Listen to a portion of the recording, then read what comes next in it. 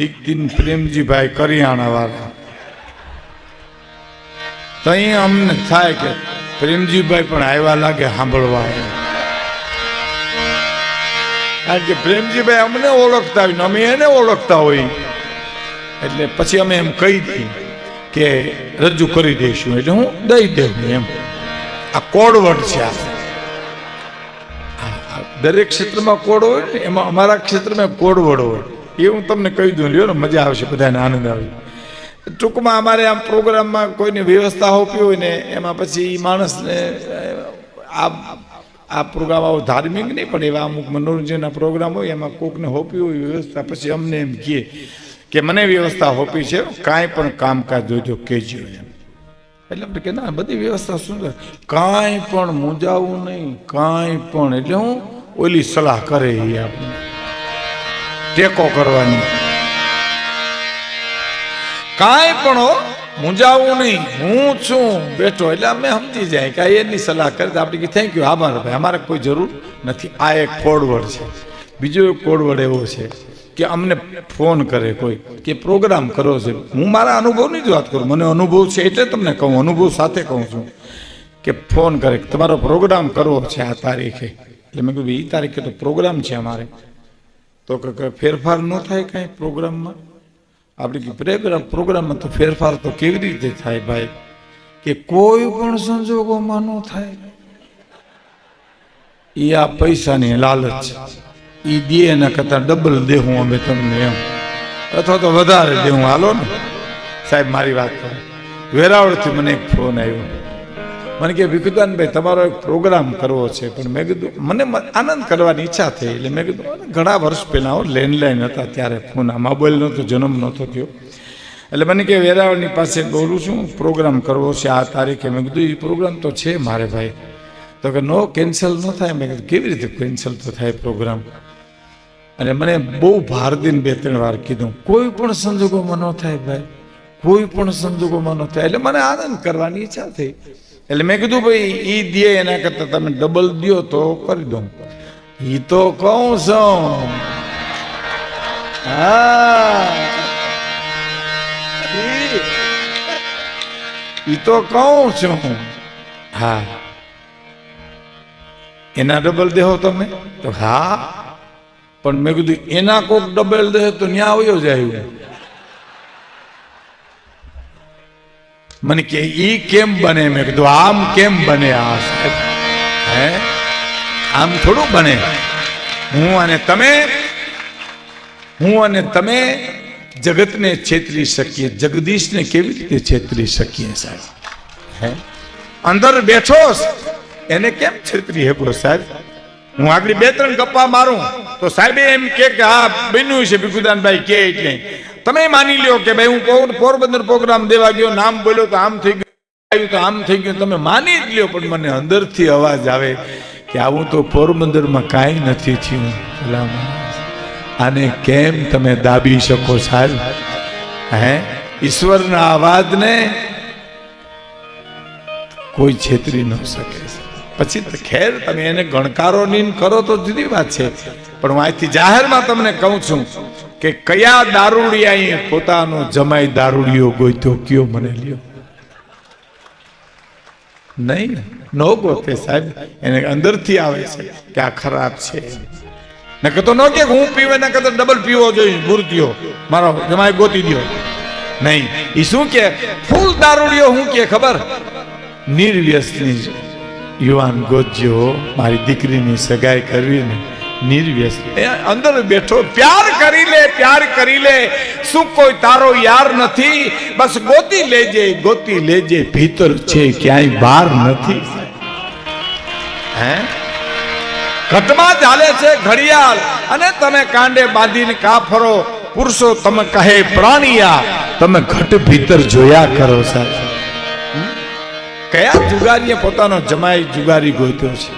નહીં, ચોર ચોરી કરીને પછી ભાગ પાડે ત્યારે હું કે ખબર? નીતિથી ભાગ પાડજો ભાઈ, નીતિથી. લે તમે નીતિથી લેવા છો, તે નીતિથી ભાગ પાડે, પણ અંદર બેઠો એને નીતિ ગમે છે. એટલે અમારા હિંગોળદાનભાઈ લખે સાહેબ, એ તો સૌને તુને પણ દેશે એનો શું તને ઇતબાર નથી? દેતો સૌને, તુને પણ દેશે, એનો શું તને ઇતબાર નથી? સૌનું સુણે તારું કા ન સુણે, કે તારા અંતરનો પુકાર નથી. હે બા અંબે બેઠી ગબરના ગોખવાળી સાહેબ, હાથ પાડો ને આવી જાય. અહીંયા નહીં, તમારે ઘરે નહીં, ગાંધીનગર નહીં, ગુજરાતમાં નહીં, ભારતમાં નહીં, દુનિયાના કોઈ પણ પડ ઉપર જઈને હાથ પાડો અને ભગવતી આવે નહીં તો એ ભગવતી નો કહેવાય. સર રૂપાલા સાહેબે જેમ કીધું છે. હા, અમેરિકા ગાંડું નો કર્યું આપણા વડાપ્રધાન સાહેબ. જોયું ને, વિવેકાનંદ ગયા તારે આવું ગાંડું થયું હતું, અને એક નરેન્દ્રભાઈ ગયા તારે ગાંડું થયું સાહેબ. અને નવરાત્રી સાહેબ, મારના ઉપાસક પાણી ઉપર, એ તો ઠીક છે, ત્યાં લીંબુનું શરબત ને એવું સારું લગાડે લાગે એટલે પીધું. અહીં તો પાણી ઉપર. ખેર, આપણે વંદન કરીએ. રાષ્ટ્ર સમર્પિત છે આપણા વડાપ્રધાન, આપણી બધાની ચિંતા કરે. હમણાં સરહદ ઉપર ન બોલ્યા, જવાનો ન કીધું કે તમે બધા જાગો છો એટલે અમે બધા સુતા છીએ. બહુ સાચી વાત છે, બહુ સાચી વાત છે. ગાંધીનગરની બજારમાં 2:30 વાગે મારી તમારી બેન દીકરી નીકળતી હોય તો આભારી સરહદ હાચવીને બેઠા યુવાનોને છે સાહેબ. એની બારે વાત કરવી પણ છેલ્લે પણ કહેવાનો મારો અર્થ એ છે કે તારો અંતરનો પુકાર નથી. પ્યાર કરી લે, પ્યાર કરી લે, શું કોઈ તારો યાર નથી?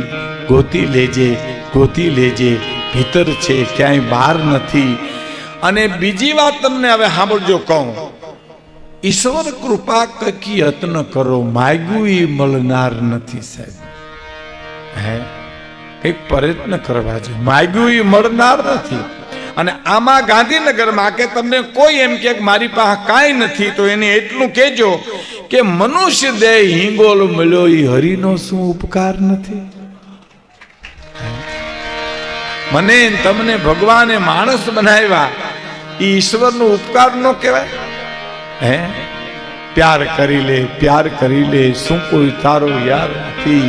ગોતી લેજે, ગોતી લેજે, ભીતર છે ક્યાંય બહાર નથી.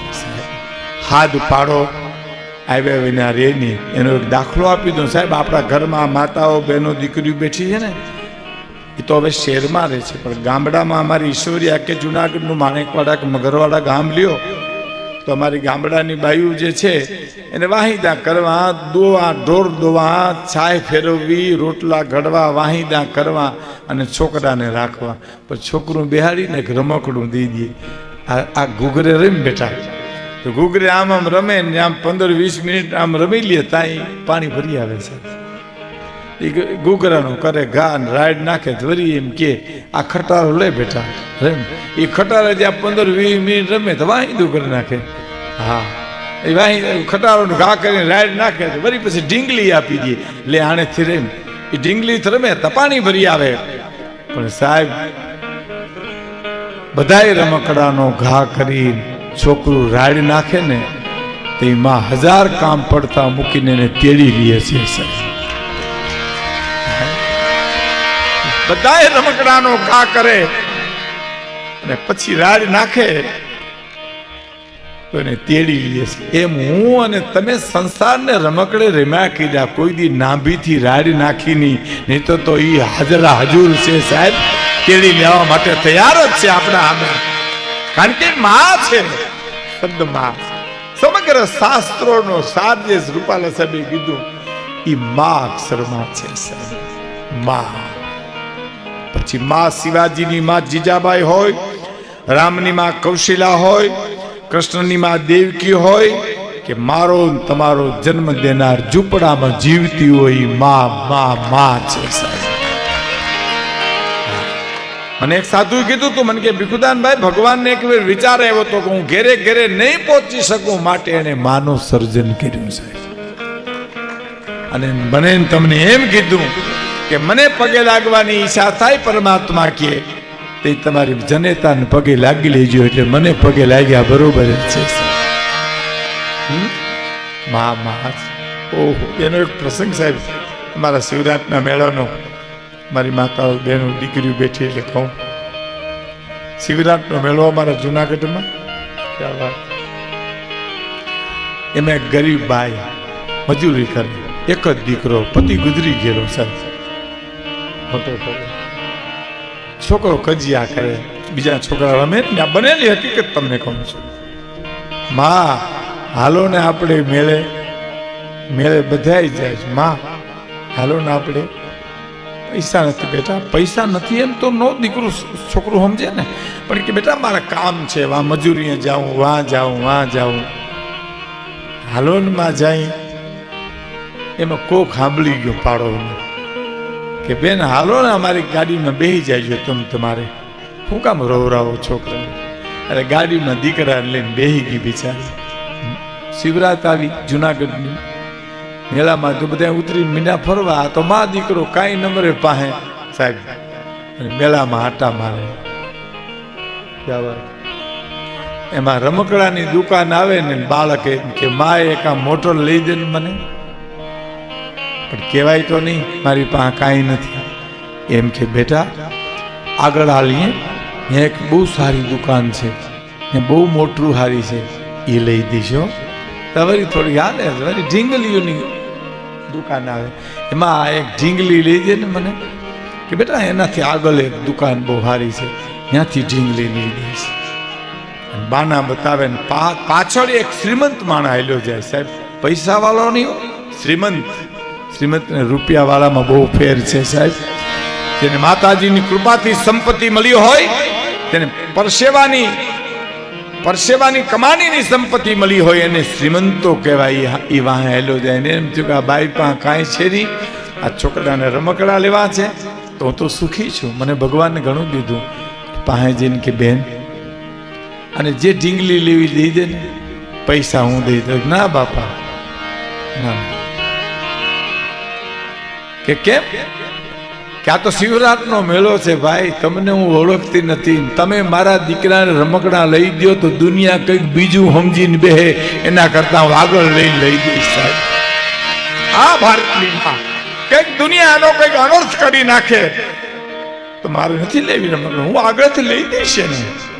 અને ગઈ બરાબર, અને કંઈક ઢોર પડ્યું ને મેદની બે નો ભાગ પડી ગયા, ભાગો મને થાવે, મા દીકરો બે નોખા પડી ગયા સાહેબ. દીકરો હાથમાં છૂટી ગયો, મા દીકરાને ગોતે, દીકરો માને ગોતે. પણ રમકડાની દુકાન હતી, ન્યાજી ઓલો શ્રીમંત ને છોકરો બે ભેળા થઈ ગયા, કુદરતી તેડી લીધો સાહેબ છોકરાને. બીજ કે જબુ કે મોતી ફરોવી લે તો ફરોવી લે, એમ થયું કે હવે એની માં નથી ને હવે એને જે જોઈ રમકડું લઈ દઉં. તેડી લીધો દુકાને જઈને કે બેટા કઈ ગાડી જોઈ, કયો ખટારો જોઈ, કઈ ઢીંગલી જોઈ, મારે કાંઈ નથી જોતું ભાઈ, મારે કાંઈ નથી જોતું. શું જોઈ તારે? મારે મારી માં જોઈ, મારે મારી માં જોઈ. આ જે માં છે એની સ્તુતિની એક કડીને એક પ્રસંગ આપને કહી દઉં સાહેબ. કોઈ પણ શાસ્ત્રમાં, રૂપાલા સાહેબ બેઠા એટલે કહું, કોઈ પણ રામાયણ, ગીતા, ભાગવત કે ઇતિહાસમાં તમે ક્યાંય તમે એવું નહીં વાંચ્યું હોય કે હે મા અંબા મને દુઃખ ન દેતી, ક્યાંય તમે નહીં વાંચો એવું ક્યાંય કે મને દુઃખ દેતી નહીં, મા મને રામ દુઃખ દેતા નહીં, ભગવાન મને દુઃખ દેતા નહીં. તમે વાંચો તો મને કહેજો, પણ નથી ક્યાંય લખ્યું આપણા ઋષિ પરંપરામાં. પણ પાને પાને એમ લખ્યું દુઃખ સહન કરવાની શક્તિ દેજે હે ભગવતી, દુઃખ સહન કરવાની. કારણ કે હું તમે માના બનીને આવ્યા ને એટલે દુઃખ ને સુખ આવ્યા સમજી લેજો. એ રામને આવે, કૃષ્ણને આવે, શિવને ઝેર પીવું પડે, કોઈ પણ ને દુઃખ આવે છે રહે નહીં. રામ બ્રહ્મનો અવતાર સાહેબ. મનુભાઈ અંધ કવિ ગોંડલના, એને એક કવિતા લખી સાંભળજો. લક્ષ્મણને મૂર્છા આવી ગઈ ને, આ તો ભગવાન છે ને સાહેબ, ક્ષણમાં પરિવર્તન કરી શકે, સર્જન કરી શકે, વિસર્જન કરી શકે. એ લક્ષ્મણની ઉપર જેમ ગામડાનો માણસ રોવે એમ રોયા છે સાહેબ. હે લક્ષ્મણ નો બેઠા કરી શકે એને સાહેબ, પણ એને કવિતા લખી ને એ બહુ સરસ છે. હા.